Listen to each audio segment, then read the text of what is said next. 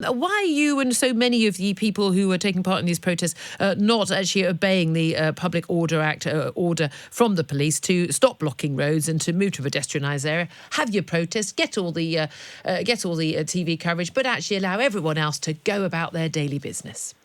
Well, the problem is the status quo is the thing that we understand can't continue. So going about daily business is the thing that we're here to disrupt. And we are, to be honest, very sorry for the disruption that we cause to ordinary people. Are you? But it's the government that...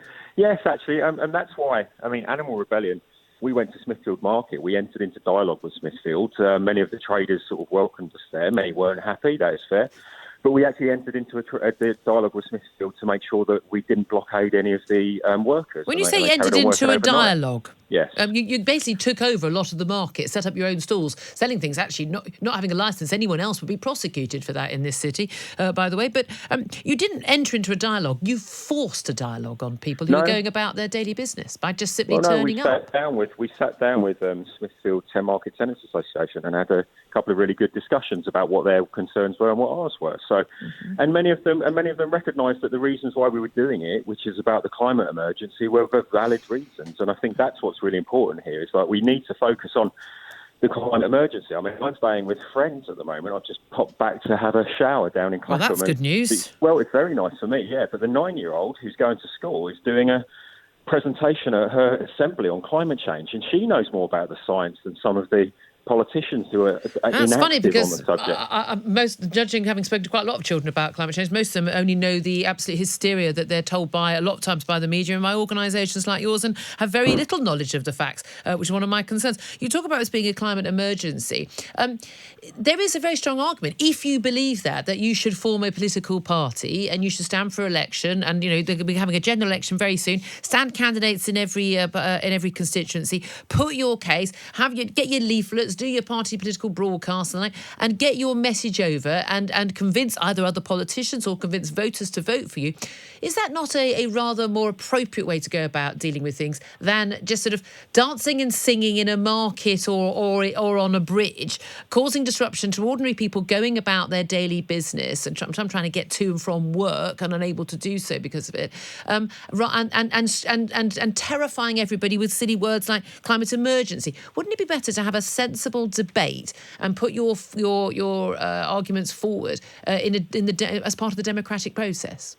Well, in May, Parliament declared a climate and ecological emergency, so it's not really silly words. It was ridiculous when they did it as well, because there isn't a climate emergency. But you can't have it both ways, can you, Julie? You can't say we need to form a political party and then say the political parties who declared an emergency are ridiculous. Yes, I can. I can absolutely say both of those things. Yes, but you can say them, but they so don't. So I'm allowed to disagree with political statements by politicians. Yes, that's literally what the point of democracy is. Yes, I'm allowed to do that. Okay, fine. But what you're basically saying is that actually the United Nations, the Royal Society of Arts and their Food, Farming and Climate Commission, and 24,000 scientists who declared that we need to act now, not in 2050. We're basically we have the science on our side. And we have the clear sense of like an emergency that's happening now that we need to react to, not in 30 years, but now. And that's why we are taking these desperate steps, and we are ordinary people taking desperate steps, and sometimes they're dance steps because we need a bit of uplifting in this really dire time. And that's why we're on the streets. And I think a lot of ordinary people, as proven by the research that was done after the April Rebellion, was that like 62% of the public were on our side. Now this is the thing. If you ask those people what they are actually, again, you don't have aims, you have demands. What the demands of these protesters are, and they actually knew the actual effects on their lives as a result of those demands, I think you'd probably cut that support down to about 10%. If people genuinely do back your views, why is there only one Green Party MP sitting in Parliament? Yes, but that's because we've got a first past the post system. Actually, Okay, then why? Then why weren't? Why? At the European elections, in May, we don't use the first past the post system. We use the PR system. Why did we not have 62% of MEPs elected who supported your cause then? Because it's not the only issue, and we know this. We know it's not the only issue, and because Brexit is dominating our political sphere at a time when we really, really need to be focusing on our planet. There will be no jobs, there will be no security, there will be no food sovereignty, there will be no assurances of sort of like the life that we have right now on a dead planet. And that's how we need to act. Alex, except with all due respect, and I so appreciate you talking to us, everything you just said then was complete, unverifiable, unscientific, absolute nonsense. This is a religious cult, not a political cause. I'm afraid it isn't, and I think a lot of people realise there's no science backing up anything you just said. People should be concerned about burning of fossil fuels and carbon emissions, but that's a completely different thing from saying the whole planet's going to die, we're going to die, there'll be that. There's no evidence for making any of those claims whatsoever. There is significant evidence in the IPCC reports about the dire states of our planet and the tipping points and the tipping acceleration points that will now get worse unless we take significant action to change the status quo now. Alex. And that's why we're calling for what we're doing, and that's why we're out there. We're just There's actually, I found the IPCC report is not anything like as catastrophic as is often claimed. I wonder if actually many people have actually read those reports. Alex Lockwood from Animal Rebellion, he was at Smithfield's Market yesterday. It's all part of a dialogue moving to Westminster today. But don't worry, he has had a shower and he's promising less dancing, so that's got to be a good thing. Let's now talk to Brendan O'Neill. He's editor of Spiked Online. Brendan, you and I have spoken about this before, and I know you've been writing quite vociferously about these issues. We're told, look, this is about, look, we should be disrupting daily business, says Alex Lockwood, because actually we need to disrupt our daily lives, because that is how we get everyone's attention, and because this is going to cause a massive disruption to our lives. What would you say to that? I think that's complete nonsense, and I think actually the disruption of ordinary people's lives is not a byproduct of these protests. It's the aim of these protests, because these kinds of protesters, who I do think come off like an extremist religious cult with their prediction of the end of the world and the fire that is going to consume mankind, and they're handing out leaflets saying the truth, this is the truth, like those kind of hysterics in the past who said the end is nigh. So they are like a cult, and really they save their ire mostly for ordinary people. They think we eat too much meat, they think we fly too much, they think we're polluting horrible creatures. And so the disruptive nature of these protests is the whole point of these protests.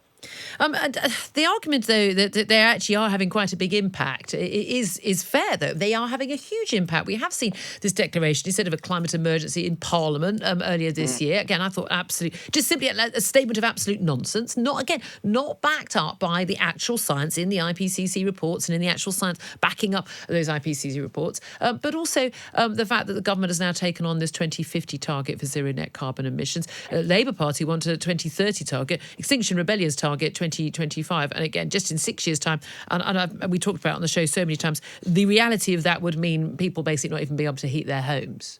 This is the most shocking thing about Extinction Rebellion. It's not the group itself, it's how seriously politicians treat them.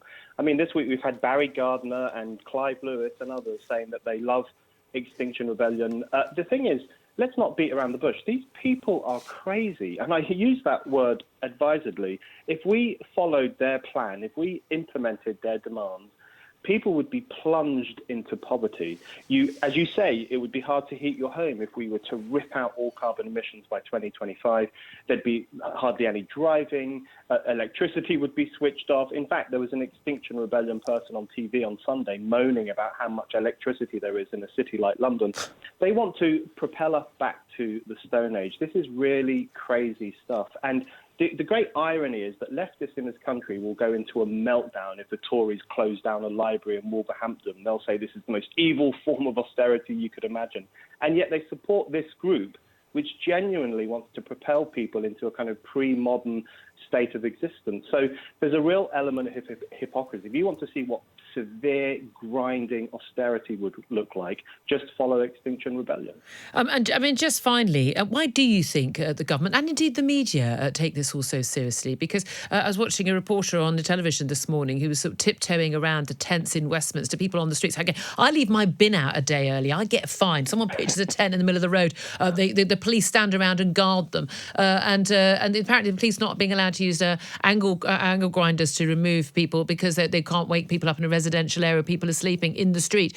But also a reporter actually saying, I should talk more quietly because people are sleeping. Now, I'd be there with my lighthailer and my hose if it was my street. I'm going to be honest with you.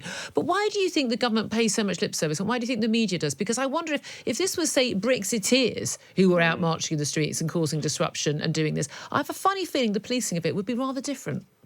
Exactly right. And it's because these people are seen as good protesters. I mean, they are predominantly middle class. They're very hippie-ish. They're dancing around the streets, and they have this message that unfortunately many politicians agree with, this kind of apocalyptic vision of the future being really horrible, which is complete bunkum. But as you say, if it was Brexiteers, as it was earlier this year at the Leave Means Leave rally that you and I both spoke at, and the protesters who gathered there were looked upon with complete contempt by people like Jon Snow at Channel 4 and other people in the media, whereas these protesters are celebrated, even though they are doing really, really annoying things like yoga sessions on Westminster Bridge. Genuinely, that's the bit that really got me.